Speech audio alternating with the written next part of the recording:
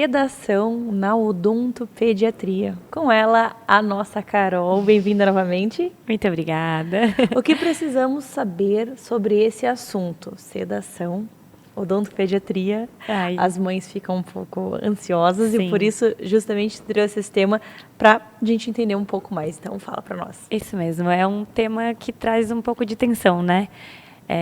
As mães ficam, os pais, enfim, né? Os responsáveis ficam bem receosos com esse tema, mas na verdade é mais uma forma que a gente tem de ajudar, né? Então, assim, a gente pode fazer sem sedação? Vários casos a gente pode, mas a gente traz essa opção como um conforto para a criança, né? Porque se para a gente já é desconfortável ficar com a boca aberta por, sei lá, 1 hora ali, para a criança é mais difícil ainda. Eles já são mais agitados, já querem estar correndo e saracoteando por aí e não conseguem, às vezes, né? Às vezes não tem nem a maturidade para ficar ali paradinhos como a gente precisa, né? Nesse caso. Então, existem alguns tipos de sedação e eu faço várias e sou bastante procurada por isso, né? Então, por isso que a gente trouxe esse tema hoje para poder abordar um pouquinho a sedação e os tipos. Então, tem a sedação que a gente fala que acho que é a que mais me procuram, tá? Que é o cheirinho, que é a sedação com óxido nitroso. Mas, na verdade, assim, o que acontece com o óxido nitroso, a criança não dorme. Muitos pais acreditam que a gente vai colocar o gás, a criança vai inalar e vai dormir e eu vou poder trabalhar. Infelizmente, não é assim. Na verdade, é bem bom para alguns tipos de paciente, né, alguns casos, mas eu digo infelizmente porque eu acabo com a expectativa, né, de vários. Então, a criança fica relaxada. Ela está ciente, então ela está consciente de tudo o que está acontecendo à volta dela. Eu converso, explico, eu preciso da anestesia local também, mas a criança está relaxada a ponto de conseguir colaborar, sabe? É isso. Claro, depende da idade, para saber se vai conseguir inalar o gás e ficar com a boca aberta para fazer o procedimento, porque se respira pela boca, não vai funcionar. Então, a gente precisa de uma maturidade física, a gente fala que a partir dos 4 anos. Então, tudo tem seus prós e contras, né? A sedação com o óxido nitroso tem a questão de maturidade física para inalar o gás e ficar com a boca aberta. Tem que ser uma criança que senta na cadeira, né? Porque se ela tiver muito medo ou, enfim, algum trauma e nem sentar na minha cadeira, não vai adiantar. A gente precisa que ela fique ali sentada e sem chorar, porque se o nariz entope do choro, a gente já não consegue também, né? Não vai inalar o gás. Então, tem alguns pontos. Esses são os principais, eu acho, do óxido nitroso, que serve para muitos casos, mas geralmente, assim, situações mais simples. Uma restauração, sabe? Ou restaurações que podem ser feitas em consultas separadas. Um tratamento um pouco mais lento, assim. Temos a sedação endovenosa, que daí a médica ou a equipe médica vai até o consultório, faz a sedação. Então, eles cuidam dessa parte, da parte de sedação e cuidar de como está a criança. Eu não preciso me preocupar com isso, eu só preciso me preocupar com o que eu estou fazendo ali, com o meu procedimento na boca. O resto do corpinho da criança está sendo amparado pelo médico. Então, eles levam toda a aparelhagem de monitoramento, está tudo tranquilo. Eu fico tranquila que eles estão cuidando, a criança dorme, acorda sem lembrar de nada, e aí, pronto, a gente tem mais tempo de trabalho, sabe? Mas, claro, como eu falei, tem seus contras. Então, assim, a gente tem um tempo limite de procedimento também, é muito maior do que o que a gente consegue do óxido nitroso, porque o óxido nitroso acaba ficando cansativo até pro dentista que está fazendo, né? Porque se eu for ficar muito tempo ali, fica cansativo, a criança vai se mexendo. Por mais que esteja relaxada, tem o seu limite, né? Tem o limite da criança, enfim. Então, com a sedação endovenosa, a gente consegue que a criança durma por um período, mas a gente tem que pegar a veia, né? O acesso. Então, tem a agulha, a criança vê a agulha. Claro, os médicos têm técnica para isso, né? Eles são preparados também. Mas tem essa parte que muitos pais querem fugir. É justamente o que eles querem fugir, né? Mas nos ajuda muito, porque daí a criança dorme e acorda pronta. Que sonho, né? Excelente. Assim fica melhor. É. Essas são os... São as duas técnicas que eu mais uso. Existe a medicamentosa também, que eu não costumo fazer muito no consultório, mas tem, a gente pode associar com o óxido nitroso também. E aí, nesse caso, se a gente associar a medicação com o óxido nitroso, tudo isso feito por mim, a criança tem a amnésia. Ela esquece do que aconteceu ali. Então, ajuda bastante também, né? Mas nem sempre precisa e eu evito usar, sabe? Mas, E às vezes tem situações de crianças atípicas também que necessitam sim, de uma... exatamente. Então, assim, tem casos de bebês, né, que precisam, às vezes é a frenectomia, fazer o cortezinho ali da língua. Às vezes bateu e precisa tratar o canal do dente. Então, tratar o canal de um bebê não é muito simples, né? Eu imagino. E aí a sedação nos ajuda bastante. Crianças atípicas. Em caso de crianças atípicas, eu faço até só a limpeza, sabe? É só a profilaxia. Pra gente é só, né? Mas para eles, às vezes, é difícil. Eles não conseguem o barulho, ficar parado. É muito estímulo junto. Então, às vezes, a gente não consegue fazer uma limpeza bem feita no consultório. Outras vezes, nem avaliar. A gente consegue nem olhar direitinho, assim, em cada cantinho, como a gente precisa fazer, sabe? E sabendo que os pais não conseguem fazer uma higiene tão bem feita, a gente precisa estar de olho, né? Olhar cada cantinho, buscar para ver se está tudo em dia e cuidar bem. Então, vai desde limpeza, que é um procedimento que seria simples, canal, restauração, cirurgia. Tem muitos casos que precisam, né?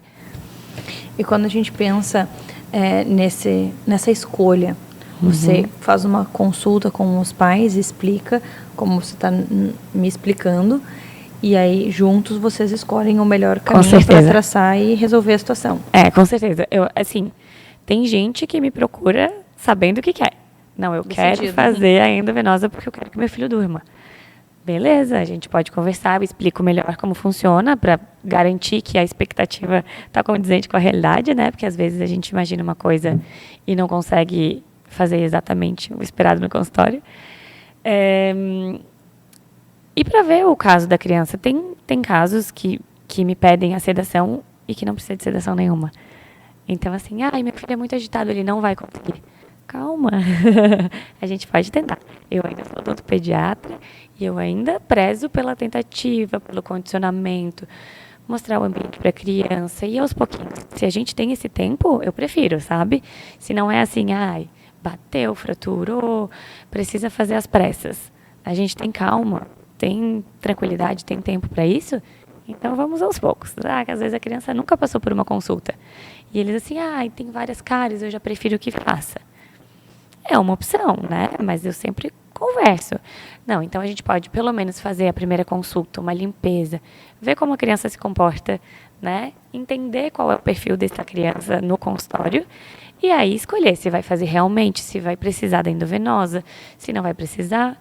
Juntos a gente escolhe o melhor para a criança.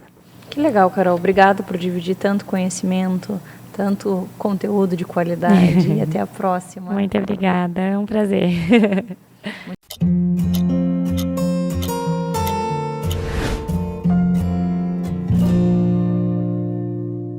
Obesidade e o câncer de mama.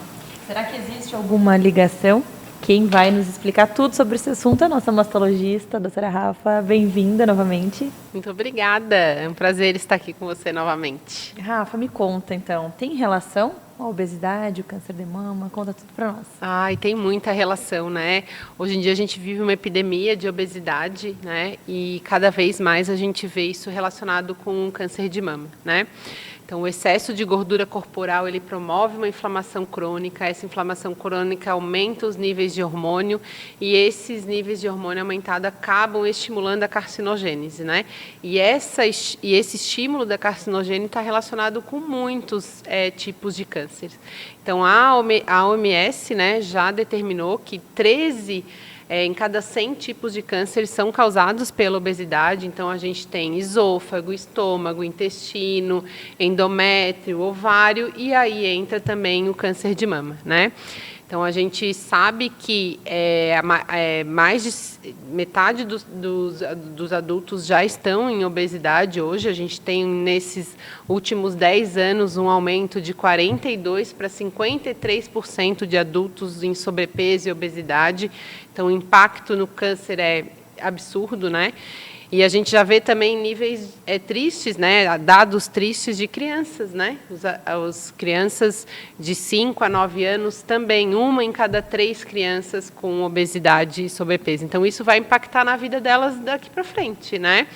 Então, a gente precisa chamar a atenção da obesidade, claro, puxando um pouquinho para o câncer de mama, mais ainda, porque a gente tem piora de quadros, né, quando a gente fala de câncer de mama em pacientes que são obesas. Daí, a pessoa que é obesa e descobriu um câncer de mama, ela vai precisar ser submetida a um determinado tratamento. E esse tratamento, ele tem uma eficácia diferente de uma pessoa que não é obesa? Eu diria que assim, o câncer de mama, ele tem a sua principal incidência em pacientes mais idosas, né? Então, ali acima dos 50 anos é onde a taxa de câncer de mama é maior. E essas pacientes, geralmente, elas já estão na menopausa, né? E com a menopausa, acaba tendo o excesso de peso, por causa da própria lentidão do metabolismo, né?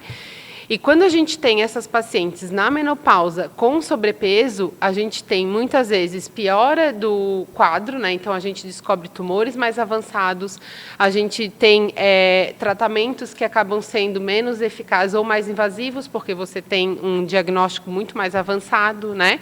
Então, acaba sim tendo um impacto, não só no diagnóstico, como depois na recidiva, ou seja, você tem aumento de chance desse câncer voltar nessas pacientes que são obesas. Então, o impacto no tratamento delas é assustador, né? Diríamos assim, né? Então, é muito importante a gente ter esse controle de peso durante o tratamento, mas antes de a pessoa ser diagnosticada com câncer de mama, se ela está em sobrepeso, ela tem um prognóstico pior do que aquela que não tem sobrepeso e obesidade.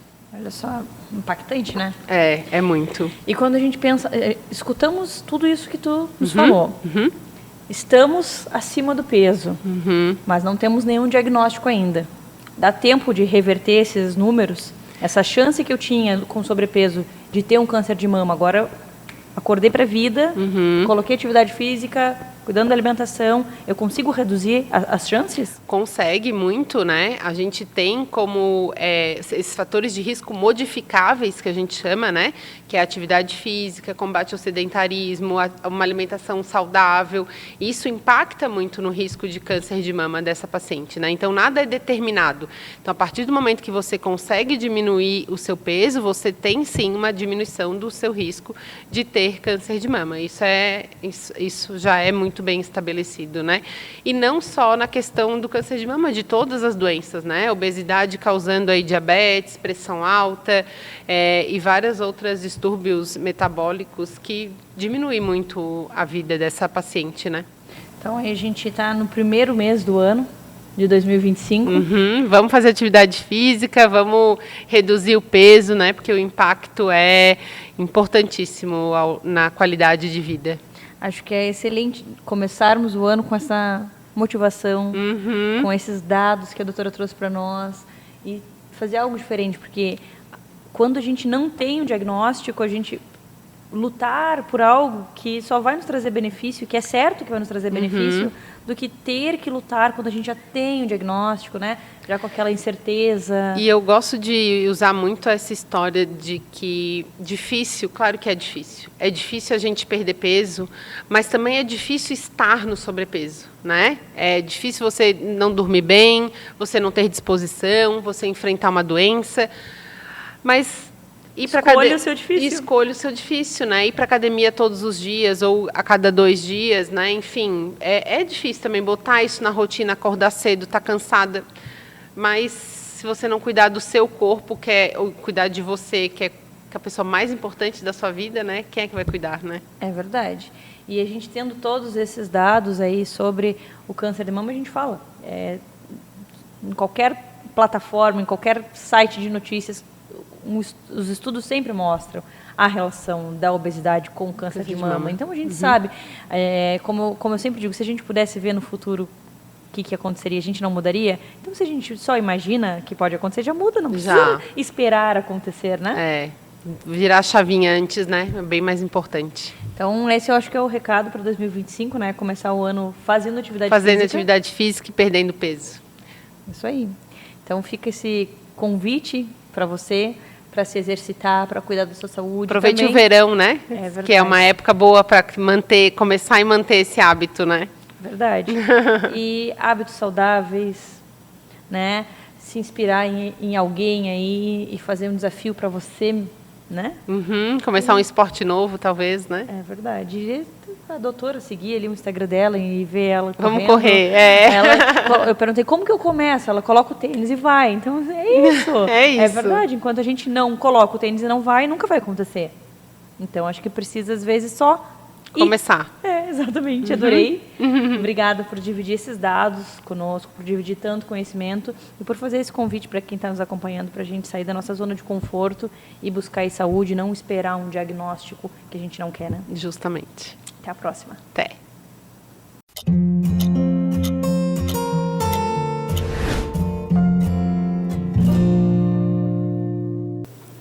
Eu tenho certeza que você já ouviu falar um pouquinho sobre a Clínica Fogaça. Hoje a gente vai falar um pouco mais sobre ela com o gestor da clínica, o Luciano. Bem-vindo novamente. Obrigado pelo convite, Mariana. É sempre uma alegria poder falar sobre o case da Clínica Fogaça, sobre a história, os desafios, hein? Nosso planejamento para 2025. Então, como a gente está finalizando o ano, eu queria que você fizesse um balanço da clínica no ano de 2024. Então, falar um pouquinho sobre os atendimentos, os profissionais que vocês têm lá na clínica e também os planos para o próximo ano. Então, a clínica, na pós-pandemia, ela se desenvolveu bastante. Antes da pandemia era uma unidade, né? Era a clínica médica e terapias. A partir de 2020, teve a inauguração do espaço terapêutico, segunda unidade. E em 2023, dezembro de 2023, então está fazendo um ano, né? Está de aniversário, a Clínica Fogaça Life. Então são 3 unidades, uma clínica médica e exames, uma clínica de terapias convencionais, psicologia, nutrição, fono, fisioterapia e avaliação psicológica. E a terceira unidade, que é a caçulinha, Clínica Fogaça Life, que é atendimento de TEA, né? Atendimento de autismo, todas as abordagens, psicologia, fonoaudiologia, terapia ocupacional, fisioterapia, acupuntura médica, são 4 médicos acupunturistas, e fisioterapia pélvica, são 4 fisioterapeutas pélvicas lá na Clínica Fogaça. Então, hoje a clínica ela conta com mais de 130 profissionais nas 3 unidades, 47 colaboradores, então é um desafio, né, gerir toda essa estrutura, mas me deixa satisfeito, me deixa feliz, porque a cada mês a gente vem aumentando nosso faturamento, a gente vem crescendo, sempre mantendo a qualidade, mantendo uma boa avaliação. Hoje nós temos 2 métricas, né, em relação à qualidade de atendimento. Uma é pelo Google, onde o cliente pode a qualquer momento ir lá e avaliar a clínica. E a nossa média, ela é a mais alta que eu conheço, né? Não existe uma disputa para saber quem é o mais bem avaliado, mas eu desconheço uma clínica que tenha mais de 4.000 avaliações no Google e a média seja 4,7, tá? Porque o máximo é 5. Se a gente fosse transferir para uma média de 0 a 10, essa média seria em torno de 9,4. Nós temos no nosso sistema uma avaliação por NPS, né? O sistema dispara depois que o paciente é atendido, e a nossa média dá em torno de 9,6. Então, assim, é muito próximo a média do Google com a média do nosso sistema. Então, isso nos deixa feliz, porque acaba realmente mostrando que nós temos um bom atendimento, e faz parte dos nossos valores, né, dos nossos princípios, atender com qualidade, uma boa estrutura, atendimento humanizado, profissionais com bom currículo, que possam olhar no olho do paciente e não se prender só a um sintoma, mas a gente sabe que a dor é muito maior do que aquilo que o paciente está apresentando ali, né? Então, é algo mais sistêmico e a gente procura profissionais com esse perfil, com atendimento humanizado e que possa ver o paciente como um todo, né? Que legal. E quando a gente pensa lá na Clínica Fogaça, a gente também se preocupa na questão de plano de saúde. E isso também é um diferencial de vocês, porque vocês atendem diversos planos de saúde e, além disso, tem um plano próprio, né? Sim. Eu fui numa reunião uma vez com alguns médicos e fiz uma pergunta. Vocês têm plano de saúde? E foi 100% disseram que tinham plano de saúde. E eu perguntei, todos atendem plano de saúde? A resposta não foi 100%. Então, assim, as pessoas precisam, elas querem, precisam ter o plano de saúde e tem que ter clínicas que atendam o plano de saúde. E a Clínica Fogaça, ela atende plano de saúde semelhante como se fosse o particular, não tem diferenciação. Então, se o paciente liga para a clínica, ele vai ser oferecido o primeiro horário para ele, independente se ele é plano de saúde, se ele é particular, se ele é do clube Fogaça Card, a gente vai oferecer o primeiro e o melhor horário para esse paciente. Hoje nós atendemos 16 planos de saúde, em torno de uns 20 convênios de desconto. O nosso convênio, que é o Fogaça Card, que se transformou num clube, né? Clube Fogaça Card, 9.000 vidas. Então, o nosso desejo é atender bem, independente da porta de entrada, de onde que esse paciente está vindo. Se é encaminhado por uma prefeitura, se ele é um paciente particular, se é plano de saúde, o nosso desejo, a nossa missão é atender bem esse paciente. Então, tá aí, eu acho que é a resposta dessa avaliação tão positiva. Porque ter essa possibilidade, porque é uma dificuldade de conseguir horário pelo plano de saúde, em diversos locais. Ah, plano de saúde? Ah, não, então só vai ter o ano que vem. Só daqui 5 meses. Ah, no particular a gente tem para amanhã. Então, isso vai deixando o paciente insatisfeito. E quando a gente entra em contato com a Clínica Fogaça, não tem essa distinção. Não. Claro, a gente tem as limitações, né? Essa semana, a Meta estava com problema de conexão. Então, o WhatsApp não estava funcionando, as redes sociais estavam com dificuldade de carregar a imagem. Isso afeta o atendimento. Por quê? Eu uso uma ferramenta que gerencia o WhatsApp. Então, naquele momento, o paciente pode estar querendo contato e não consegue. Então, isso, muitas vezes, você tem uma avaliação negativa, porque uma questão de tecnologia, uma sobrecarga de pacientes, né? A legislação não me permite contratar colaboradores para trabalhar, tipo, 2 horas da manhã e 2 horas da tarde, né? Então, a gente sabe que em alguns momentos do dia é mais carregado de mensagem. A gente tenta fazer o possível para direcionar o máximo de colaboradores naquele período, mas mesmo assim tem as limitações. Mas, assim, sempre que tem o feedback negativo, tanto eu como gestora, gerente da clínica, uma coordenadora, ela vai entrar em contato com o paciente, vai ouvir o paciente, se for necessário, vai conversar com o médico, com a colaboradora, né, em questão lá da reclamação, e nós vamos tentar melhorar o nosso atendimento, o nosso serviço. Perfeito. E quando a gente agenda um horário, o próprio atendente já explica para qual das clínicas que vai ser direcionado, porque, como você falou, são 3 unidades, né? Então, quando eu vejo a nossa mensagem de confirmação de agendamento, eu fico feliz, porque eu acho ela muito bem organizada, muito bem explicada, com localização, com as orientações para aquele tipo de atendimento. Se esse paciente vai fazer um ultrassom e ele precisa de alguns cuidados especiais, já vai toda a orientação, muito bem explicado, a localização. O que acontece, né? Muitas vezes eu agendo um exame para 10 dias. E lá na confirmação vai o endereço, a localização, né, do mapinha, ela só clicar em cima. Só que no dia que o paciente vai na clínica, ele lembra, eu vou na Fogaça, ele vai lá no Google Maps e bota Clínica Fogaça. E pode acontecer dele ir para o endereço trocado. Isso acontece, não são muitos casos, mas acontece. Mas até o Uber tem nos ajudado, porque eles já estão perguntando, vocês estão indo para onde? Ah, clínica médica. Então, mas a gente tem projetos futuros de ter uma única unidade, concentrar lá um centro de saúde, juntar as terapias, os atendimentos médicos e exames. E isso, até para o trabalho interdisciplinar, vai ser positivo. Então, está dentro do nosso radar para os próximos anos. Eu acho que o continente precisa disso, um grande centro de saúde. E a Clínica Fogaça hoje tem 40 consultórios preenchidos, salas de exame, parte administrativa.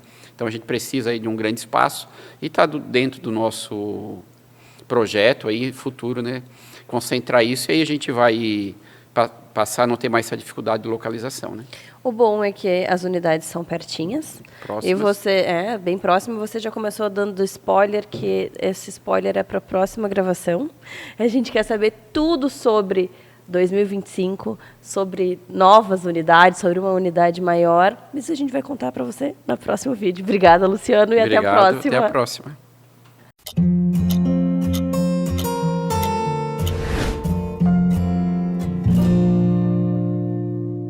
Vamos falar sobre mitos e verdades na odontologia com a nossa maravilhosa doutora Mônica. Bem-vinda novamente. Tudo bom? Tudo ótimo Obrigada. ter você aqui. Vamos, então, tirar muitas dúvidas e vamos para o primeiro mito ou verdade. Não é necessário ir ao dentista se não houver dor. Mito ou verdade? Mito. A dor é apenas um sinal, né, de que algo não está errado, mas o ideal é você ir antes que isso aconteça. Então, mito. Próxima. Higiene bucal adequada previne a maioria das doenças bucais. Mito ou verdade? Verdade. Escovação, creme dental com flúor, uso do fio dental, uso do raspador de língua. Ok, é isso que tem que ser feito, não tem segredo. Previne. É isso que previne a doença cárie.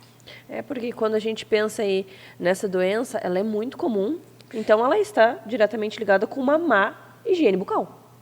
Má higiene bucal, Mari, é açúcar. É uma... Um combo. A doença cárie, ela é multifatorial. Então, não é só o açúcar, não é só a má higiene, é a associação desses fatores, juntando-os com o tempo, com os intervalos de tempo que essa pessoa vai ingerir o açúcar. Quanto mais ela ingerir, não em quantidade, mas por dia, em intervalos de tempo, maior a chance dela ter cárie. Vou dar um exemplo. Eu te dei um pacote de bala agora. Se tu quiser comer esse pacote inteiro, ok. Depois tu vai ali, escova os dentes e beleza. Agora, se tu comer uma balinha agora, uma daqui a pouquinho, outra daqui a pouquinho, outra mais tarde, você vai ficar com a boca susceptível à formação dos ácidos e aí você vai ter cárie com mais frequência ou com mais facilidade. Perfeito. Antibiótico causa cárie em criança? Mito ou verdade? Mito. Antibiótico não causa cárie. Isso é uma coisa que a gente ouve muito, né? Principalmente no consultório. As mães chegam e nos relatam, ele está assim porque ele tomou muito antibiótico quando ele era criança. Então, a gente vai olhar se é aqueles dentes destruídos. E as pessoas acham mesmo que é por causa do antibiótico. Mas não, o antibiótico não causa cárie. O que acontece é que, às vezes, uma criança que toma antibiótico em várias fases, vários momentos, é uma criança mais doentinha e tal, então toma um antibiótico, vai dormir, não faz a higienização, o antibiótico às vezes é docinho, líquido. Então, o que acontece? A cárie surge, mas não é pelo antibiótico, é pela falta de higiene nesse período que está tomando o antibiótico. Clareamento dental enfraquece os dentes? Mito ou verdade? Mito. Não enfraquece. Se enfraquecesse, eu já estaria sem os meus dentes. Feito pelo dentista, a escolha da técnica, a escolha dos produtos, a escolha da marca, a escolha da concentração do produto. É uma série de fatores que o dentista vai decidir de acordo com cada paciente. Então, não existe isso. Eu quero comprar uma seringa, eu quero comprar... enfim, qualquer produto vai dar errado, porque existe todo um acompanhamento do dentista nesse processo para que não haja isso que a pergunta nos coloca, se enfraquece os dentes. Então, mito, não enfraquece os dentes. Perfeito. Grávidas podem fazer tratamento odontológico? Mito ou verdade? Verdade. Grávidas podem e devem fazer o acompanhamento odontológico. O que a gente evita é que no segundo trimestre não sejam feitos procedimentos mais invasivos, né? Mas o acompanhamento da gestante é muito importante para que quando ela receba seu filhinho, quando o bebezinho nasça, ela esteja com a boca em dia, né, Mari? Vai chegar pertinho, vai, né? Então, tem que ter esse acompanhamento. E a gente sabe também que várias doenças que começam pela boca afetam ali a própria gestação. Exatamente. Existem doenças bucais que afloram durante a gestação e que muitas vezes criou-se o dito, que é mito também, que mulheres grávidas perdem os dentes, que mulheres grávidas as restaurações caem. Então, isso é mito total, isso não existe. Não há nada científico sobre. Vamos para a próxima. Carvão ativado em pó ou no creme dental clareia os dentes? Mito ou verdade? Mito. Não clareia. O que acontece, Mari, é que são substâncias muito abrasivas que, com o tempo, a pessoa usando rotineiramente acaba fazendo um desgaste nos dentes. Então, cria-se uma sensação falsa de que houve um branqueamento. Mas esse branqueamento é ilusório. Então, assim, eu não recomendo. Próxima. Dente doendo é sinal de cárie? Mito ou verdade? Mito. Nem sempre, né? Existem muitos tipos de dores na boca. Por exemplo, sensibilidade dentinária, a retração gengival, o bruxismo, enfim. A cárie é um dos problemas, é uma das doenças que podem vir a causar dor. Ou pior, ela se propaga, muitas vezes, silenciosamente. Ou seja, não tem o aviso de que ali tem o problema. Não é normal a gengiva sangrar durante o uso do fio dental. Mito ou verdade? Não é normal. Não é normal. É verdade, então. O normal é você usar o fio dental, entrar dentro do sulco da gengiva, fazer um movimento correto, retirar o fio, olha o fio e checa para ver se não tem sangue. Se tem sangue, Mari, você tem que procurar o dentista, porque você está desenvolvendo uma gengivite. Ou já está com gengivite, ou pior, uma periodontite, por exemplo. Então, sempre que escovar os dentes, quando você cuspir, olha na espuminha, vê se ela está branquinha, se não houve sinal de sangue, porque não é normal sangrar. Perfeito. Quanto mais creme dental eu uso, mais limpo fica o meu sorriso. Mito bem grande. Não, a quantidade de creme dental é meio grãozinho de arroz quando bebê, depois ele vai crescendo. A gente coloca 1 grãozinho de arroz e depois disso, sucessivamente, para sempre, 1 grão de ervilha. Não é uma... Aquilo Porque das propagandas? Não, esquece. Nos eles ensinaram querem só para vender. vender, para a gente gastar mais? Sim. Os dentes precisam do contato com o flúor que está no creme dental. E isso independe da quantidade que você vai usar. Pode ser só um pouquinho que ele já faz o efeito. Que tem outra pergunta. Ó, creme dental com flúor. Sempre. Mito ou verdade? Sempre. Verdade pura. Creme dental com flúor sempre. Sempre. E acima de 1.100 ppm de flúor. Isso você vai olhar no rótulo da embalagem. Acima de 1.100. Ideal, 1.450. E para a gente finalizar, dentista biológico. O que é isso? Olha, não é nem um mito e nem uma verdade. É uma... Como se diz quando é uma falcatrua. Dentista biológico é algo que inventaram, na minha visão, assim, para ganhar dinheiro. Porque todos nós somos biológicos, todos nós trabalhamos com uma odontologia multidisciplinar. O problema é que essa odontologia biológica, ela é uma farsa, Porque, primeiro, que ela não existe nos nossos conselhos. Essa especialidade não existe dentro da odontologia. E propaga coisas erradas, do tipo não usar flúor, do tipo você tem que remover todas as suas restaurações de amálgama, porque senão você vai ficar intoxicado. Cada dente tem relação com um órgão do corpo.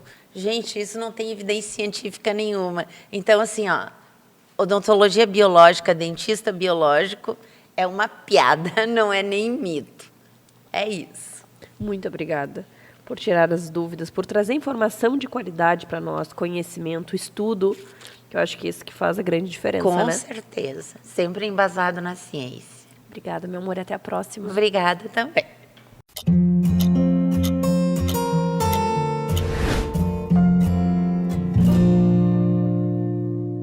Estamos vivendo uma era totalmente digital, e a gente fala aí no digital em todas as áreas, na saúde também. E hoje eu trouxe uma profissional da área da saúde, uma fisioterapeuta pélvica, para falar um pouquinho sobre essa era digital. Mi, bem-vinda novamente. Obrigada, Mari. Muito obrigada pelo convite. A gente sabe que quem não está no digital está errado, né?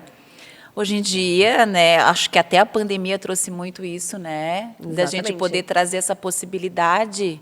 Muita gente que não tinha condição de acesso à educação, a formações mais específicas, hoje consegue fazer isso de forma online. Então, a gente se adapta para poder levar a informação para todo mundo. E aí, então, assim, quando a gente pensa no universo digital e na saúde, são possibilidades de profissionais da área da saúde, por exemplo, outros fisioterapeutas, terem acesso a cursos específicos que gostariam de fazer e conciliar junto com a carreira, porque a gente sabe que é difícil, dia a dia, às vezes tu tem contratado no hospital, tem uma carga horária, enfim, atende numa clínica, e não tem um horário X para fazer um curso presencial. Então, assim, tu adquire um curso no digital, online, e tu faz uma capacitação maravilhosa e você tem essa Exato. possibilidade, tem esse produto para oferecer. Conta tudo para mim. Então, eu sou docente já há 24 anos, né? Então, com muita experiência de clínica, muita experiência na docência. Então, falando disso, sabendo disso, trazer a possibilidade de fazer formações para tantos fisioterapeutas nesse país. E como tu falou muitas vezes, é difícil deixar a família, é o final de semana, é o momento da folga, é a viagem, é o curso, os gastos são muito grandes. Então, hoje, trazer essa possibilidade de alguém que sempre trabalhou com a educação dentro da fisioterapia e que também tem a prática, né, Mari? Porque, afinal de contas, eu sou fisioterapeuta há 26 anos, atendendo pessoas, pacientes da saúde da mulher, da oncologia. Então, faço isso todos os dias. Então, é unir a prática à teoria e trazer a possibilidade para que a pessoa faça isso de casa. E também ela pode fazer isso quantas vezes ela quiser, porque normalmente nos cursos online o acesso fica disponível por 1 ano, fica disponível por 2 anos. Então a pessoa, estou em dúvida com algum tema que ela conversou, que ela falou, vai lá e assiste, né? Visita, revisita aquilo várias vezes. Então a possibilidade de aprendizado talvez ainda seja maior do que uma forma presencial, porque você vai lá, faz o final de semana com o profissional, você aprendeu, né, você entendeu, mas eu queria assistir aquilo novamente, às vezes não consegue. Então, o digital te traz essa possibilidade. Então, como eu trabalho nessas áreas, saúde da mulher, oncologia, eu tenho buscado diversos temas que são da minha prática diária, trazendo as minhas habilidades para essa plataforma, para esse curso online, para essa possibilidade de formar tantos e tantos profissionais Brasil afora. Mi, que legal. E quando a gente pensa aí nessas possibilidades, nesses cursos, tens mais de um curso, tens e-book, conta tudo para nós o que tem disponível, onde que a gente encontra, porque eu estou pensando em já fazer o... E assim, falando nisso também, é para profissionais da área da saúde, é só para fisioterapeutas? Me explica melhor. Então, a gente tem uma empresa, né, que eu trabalho junto, que é a Ideal, e nós temos cursos online em determinadas áreas. Então, hoje nós temos 2 grandes produtos né, que é um curso do Linfotape em maternidade, que é o curso onde o profissional vai aprender como usar o taping na gestação, com todas as disfunções que a gestante pode apresentar. Então, se ela tem uma dor lombar, se ela tem uma disfunção abdominal, se ela tem alguma disfunção nervosa, tudo isso nós podemos usar a bandagem para trabalhar com essa gestante. E também, como a gente observa hoje, muito divulgado e aparece muito nas redes sociais, que é a questão do taping na puérpera, né? Pós-parto imediato, ali nas 24 horas, dessa gestante usar a bandagem. Então, eu ensino também isso no curso online. Então, eu basicamente, como eu sou educadora também dentro da área há muitos anos, eu digo que no curso online eu basicamente pego o aluno pela mão, mesmo que seja no online, para que ele realmente aprenda a usar as bandagens. Então, tem uma formação toda completa de 30 horas, tanto teórica quanto prática, para que a pessoa saiba realmente como utilizar essa bandagem gestação, parto e pós-parto. E tem um outro grande curso que também está relacionado ao taping no câncer de mama. Como eu sou especialista na área da oncologia, eu também trabalho com isso e resolvi fazer esta forma online para que as pessoas que atendem ser mulheres que tiveram câncer de mama e que tenham edemas, linfedemas, disfunções que aparecem depois da cirurgia, também a possibilidade de aprender isso de forma online. Então, o curso ele é bem extenso, com todas as formações, tanto teóricas relacionadas a essa prática, quanto as aplicações clínicas da bandagem, e aí ela pode trazer isso para o seu consultório, mais uma possibilidade de atendimento, ter acesso durante um ano. E para 2025 tem um montão de novidades, né, que eu já tinha conversado contigo um pouquinho e que eu estou super empolgada, porque estou trabalhando bastante nisso, que são possibilidades de apresentar e-books, avaliações, né, normas, guidelines, tudo isso para que os fisioterapeutas possam ter mais possibilidades. Então, estou procurando uma possibilidade de estudar mais dentro da área da oncologia pélvica. Então, eu vou te oferecer essa possibilidade, com muito material, com muita oferta, para que você possa desenvolver a sua prática. Então, muitas novidades para 2025. Esse final de ano está sendo bem trabalhado para que as pessoas possam ter muitas oportunidades de aprendizado no próximo ano. Que legal, Mi, tu é muito maravilhosa. E quando a gente pensa aí nas aulas, nos cursos online, perdão, vou falar de novo, tá? E quando a gente pensa nos cursos presenciais, eles seguem com uma frequência um pouco menor? Quais são os planos? Os cursos presenciais seguem, né? Porque como toda professora, como toda fisioterapeuta, esse contato com as pessoas é muito gostoso, né? Viajar várias cidades do Brasil, conhecer um monte de fisioterapeuta, todos empenhados, né, em trazer o melhor para as suas pacientes. Eu não abro mão disso também. Então, permanecerão os cursos presenciais, né?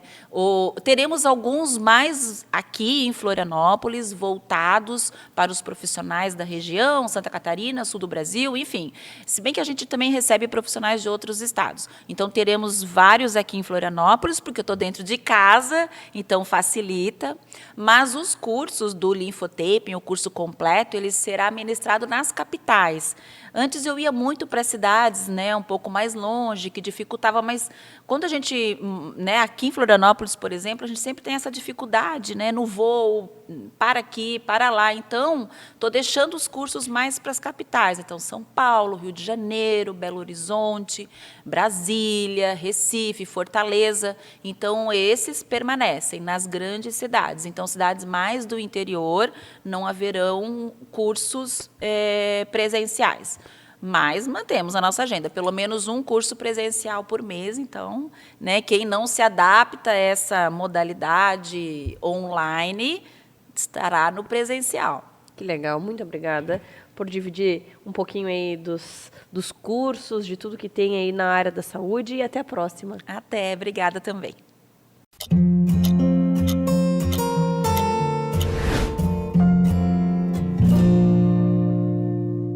Vamos falar sobre algumas dicas para a criançada que está em férias, com uma profissional maravilhosa, que lida direto com as crianças. Tem muitas dicas aí, não só para passar as horas, mas para incentivar as crianças. É isso, Fê? É isso mesmo, Mário. Eu acho que todos os pais estão aí em busca, né, de dicas do que fazer nesse período de férias com as crianças em casa. E não só, como tu falou, para passar as horas, mas como estimular, como aproveitar e estimular isso em casa, né? A gente sabe todos os anos que as férias chegarão. Então, muita gente consegue, né, se programar e outras pessoas não, e a gente vai se virando com o que dá. Mas num cenário aí onde a gente vai conseguir ter um tempo com as crianças, vamos pensar num tempo de qualidade, né, Fê? Com certeza. Então, fala para nós aí algumas dicas, sugestões de como a gente pode estimular as crianças, do que a gente pode fazer com as crianças em casa. Eu sempre falo, né?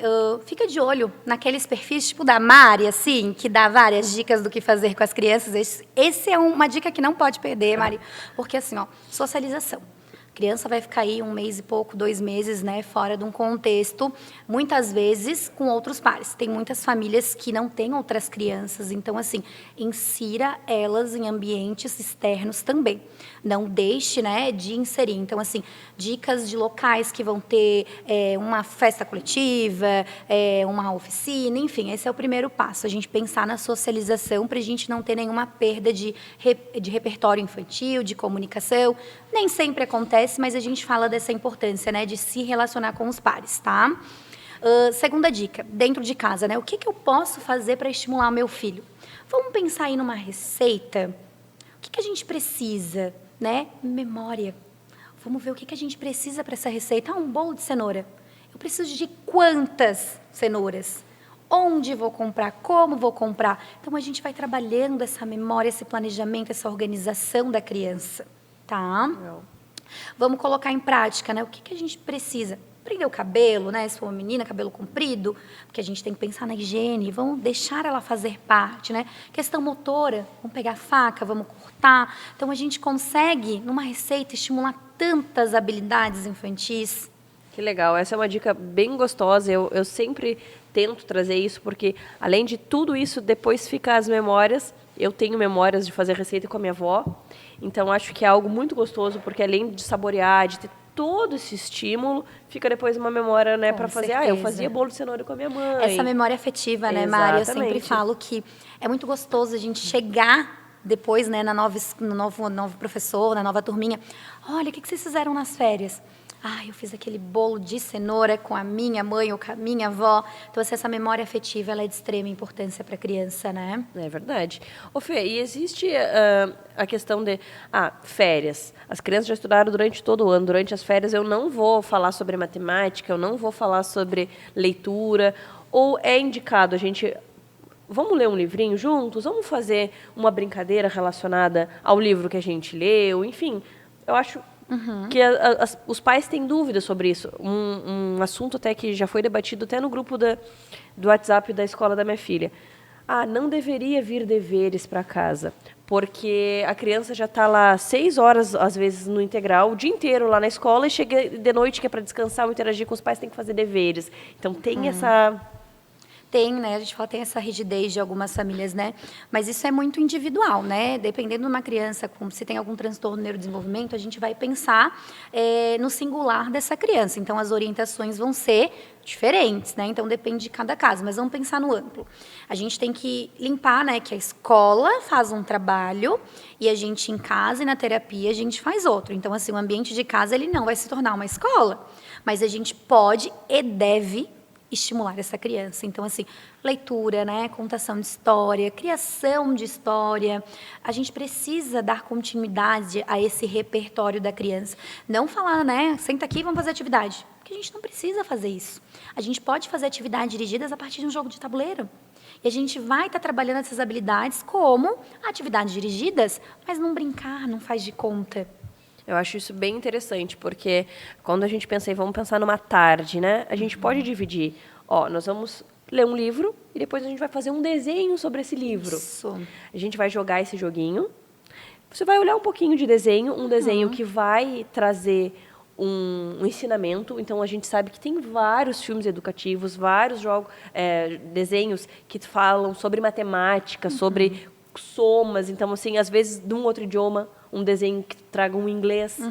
Então, a gente pode dividir, porque sabemos dos danos que as telas trazem para as crianças. Mas nos benefícios também, né, Mário? Eu acho que dá para a gente se policiar muito nesse sentido, não olhar a tela somente como prejuízo. Se a gente conseguir, né, direcionar o uso dessa tela, a gente pode ter muita assertividade no processo dessa criança, né?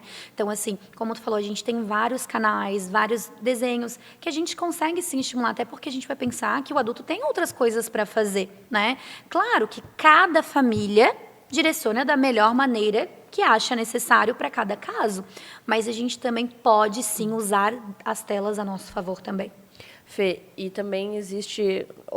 A internet ela veio para dividir opiniões, né? E trazer informações e debates. E existe a questão ali do ócio, da criança, às vezes, ficar sem fazer nada. Isso realmente precisa acontecer? Ou a criança que tu oferece muita atividade, muita coisa para ela fazer, e ela, quando ela não faz nada, ela não sabe nem o que fazer, nem o que pensar. Eu estou entediada, não sei o que fazer. Então, a criança ela precisa passar pelo tédio para ela criar alguma coisa? Como que funciona? Qual é a orientação? É que faz parte, né? A gente pensa em alguns momentos como autorregulação. Às vezes a gente precisa parar e ficar em silêncio, né? Cada ser humano ele vai saber qual é o seu melhor momento de autorregulação, qual é o melhor comportamento que vai se autorregular. Quando a gente fala em criança, e essa criança, ela recebe, né, todo momento comando, às vezes ela vai olhar, tá, o que eu faço agora se ninguém me falar nada? A gente faz uma padronização para aquela criança. Então, a gente tem que estar aí sempre de olho no como esse cérebro está. E se tem algo fora do comum ali, a gente precisa ajustar, né? Então, assim, a gente tem que lembrar que ela é uma criança. Então, esse faz de conta também precisa e deve aparecer. Um caso que acontece lá em casa, eu estou cozinhando e a minha filha está desenhando. E daí a gente acostumou dessa forma. Mãe, o que eu desenho? Daí eu falo, você desenha agora uma sereia. E aí teve um dia que ela falou assim, mãe, o que eu desenho? Daí eu falei, filha, o que você quiser, da sua imaginação. Ah, mas você sempre me fala. Hoje a gente mudou. Isso. Hoje você vai imaginar o que você quiser. Porque ela já estava acostumada a eu pensar para ela, eu falar o que ela precisava desenhar, e quando era ela que tinha que pensar e criar algo para desenhar, ela não conseguia. E aí é onde a gente fala de padrões de comportamentos, né, Mari? Porque assim, a tua filha estava acostumada, né? Então, assim, faz isso, faz aquilo, faz aquilo. Então, a gente trabalha com as variações, a gente chama de variações, né? Igual um jogo. A gente tem a regra do jogo e como ele funciona. Mas a gente deve variar o jogo, né? Porque vai que um dia falta um pino naquele jogo, a gente vai conseguir usar? Né? Então, a gente tem que trabalhar com essa flexibilidade cognitiva da criança também.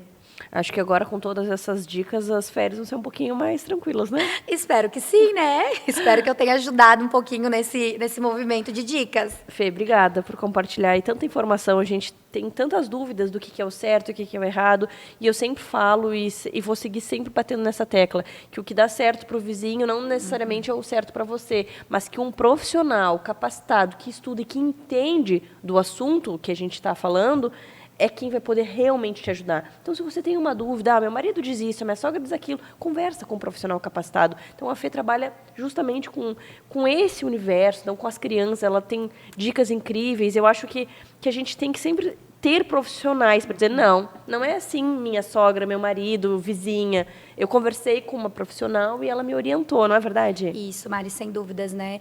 É claro que a gente vai acolher toda essa dinâmica da família e vai pensar no melhor movimento para essa criança, né? Então, assim, fique acompanhando aqui na minha rede social da Mari, que a gente vai postar várias dicas para as férias. Adorei. Obrigada e até a próxima. Até.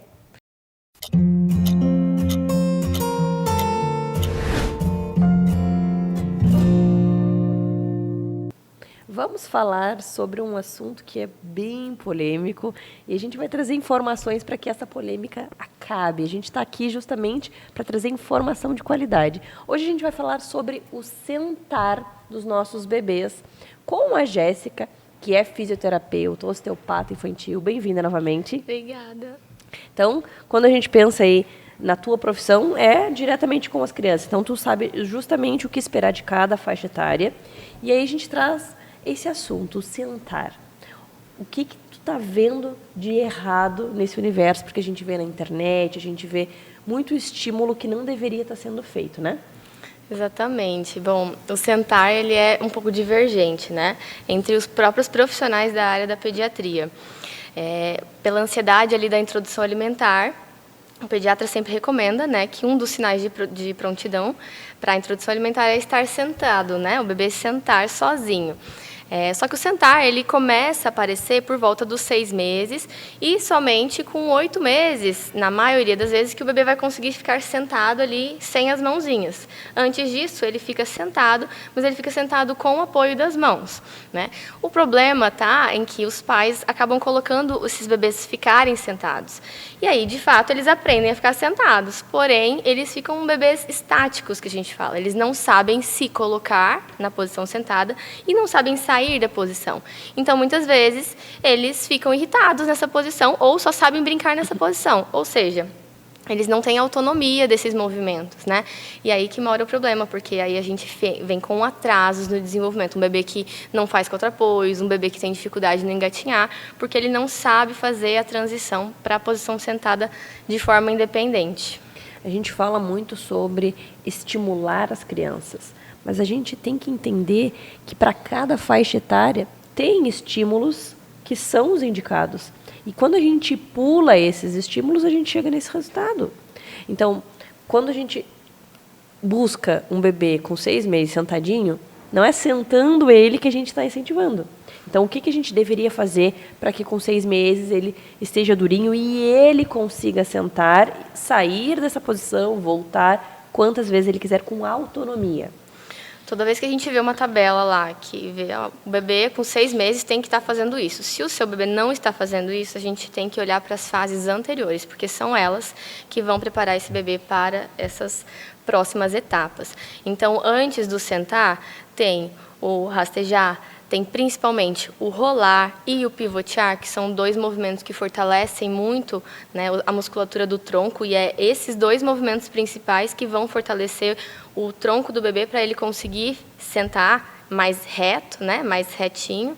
Então, a esfinge é uma outra habilidade que precisa ser treinada. Então, a gente tem que voltar um pouco das etapas ali e deixar o bebê no chão de bruços, né? Eu costumo falar que o bebê precisa de colo e solo. Então, se não está no colo, ele tem que estar no chão, e de preferência de bruços, né? Que ele vai desenvolver toda a musculatura de tronco, né? Cervical, braços, é contra a gravidade. Então, é expondo esse bebê contra a gravidade que ele vai ser condicionado. E aí sim, ele vai passar para 4 apoios, fazer o balancinho. Quando ele tiver força de braços, vai conseguir se empurrar e sentar de forma independente. Olha só que legal. Dá para a gente montar uma rotina com estímulos? Por exemplo, agora eu dou mamar, vai fazer o soninho, nesse momento vai ser o momento da atividade, vou colocar tanto tempo de bruços, Isso é legal, é indicado? Com certeza, né? A partir dos 3 meses ali, a gente recomenda ter um tatame, né? Que o bebê possa ser colocado no chão. E aí, a partir daí, ter momentos em que ele consiga se desenvolver, explorar o ambiente. E a gente tem que, então, estar com esse ambiente preparado, né? Mas de uma forma leve, né? Não precisa necessariamente eu colocar as 2 horas, né, retirar as 3 horas, né? O bebê é cíclico, né? Uma montanha-russa, eu falo. Então, tem momentos que, em salto de desenvolvimento, né, que é mais colo, não dá para ficar tanto no chão. Então, primeiro, não se cobrar tanto, mas sim, é fundamental que sempre que a mãe vê a possibilidade, colocar esse bebê no chão. E sempre alternar a postura, né? A melhor posição para o bebê ficar é a próxima. Então, não ficar muito tempo em lugares, principalmente, que ele não tenha possibilidade de movimento, como cadeirinhas de descanso, carrinhos, o bebê conforto. Por mais que pareça que o bebê vai ficar quietinho, bonitinho ali, ele não tem oportunidade de explorar esse movimento. Então, é fundamental que esse bebê vá para o chão e explore esse ambiente para que ele ganhe essa independência. E aí, a gente estava conversando, chega muitas crianças até você com essa dificuldade. Ela consegue ficar sentadinha, ela segura o tronco, mas ela não consegue sair nem voltar. O bebê quando está sentado, ele tem uma visão melhor. Então, os pais falam, não, ele quer ficar sentado, né? E acabam que deixam muito tempo esse bebê sentado. E aí, a maioria dos bebês sabem ficar sentados, mas não sabem se colocar nessa posição. Quando, na verdade, a primeira experiência de um sentar sozinho, independente, deveria ser adquirida por força e vontade própria do bebê. Olha só. E aí, quando eles te procuram, tu faz esse processo de voltar? Exatamente, estimulando o rolar, o pivotear, a esfinge principalmente. E aí eu ensino alguns treinos, que inclusive tem no meu Instagram, para o bebê aprender a se colocar nessa posição, né? Então, esses treinos do sentar são para bebês que já sentam de forma independente ali, ficam sentados sozinhos, mas não sabem se colocar na posição. Então, a gente ensina esse sentar, né? Muitos pais me perguntam, a partir de quanto tempo posso começar a treinar o sentar? Não se treina o sentar, né? O bebê precisa fazer os movimentos anteriores. Mas quando esse bebê já está sentando e não sabe se colocar nessa posição, a gente treina o sentar para ensinar esse bebê a como ele vai entrar na posição e sair dela. Olha só que interessante. Porque, tu vê, os pais eles querem treinar algo que deveria acontecer naturalmente. E é justamente essa ansiedade de pular etapas que atrasa tudo. Exatamente. Olha só que contraditório, né? A gente quer acelerar algo e, fazendo isso, a gente atrasa algo que deveria acontecer. Claro que tem situações que ninguém acelerou e aí realmente tem um atraso, mas aí é um caso à parte que precisa ser analisado, né? Perfeito. Mas no esperado, no normal, as fases vão vindo, né, surgindo, e a criança vai adquirindo as habilidades. E quando a gente quer acelerar, tem o processo da borboleta, né? Se você abre lá, ela nunca vai voar. Então, a gente tem que esperar cada etapa para que aconteça da melhor maneira possível, né? Exatamente. Obrigada por trazer tantas informações, por nos ajudar a refletir sobre o desenvolvimento das nossas crianças. E se você tem mais alguma dúvida, se você conhece, né, alguma criança que está nessa fase, que fica sentadinho, mas que não sabe sentar sozinho ou sair dessa posição, você já sabe, né? Vai no Instagram do Minuto Mamãe Bebê, procura a Jéssica, nossa fisioterapeuta, e lá você vai encontrar muitas dicas, inclusive esses vídeos que ela ensina pra gente poder treinar em casa, né? Exatamente. Até a próxima. Obrigada.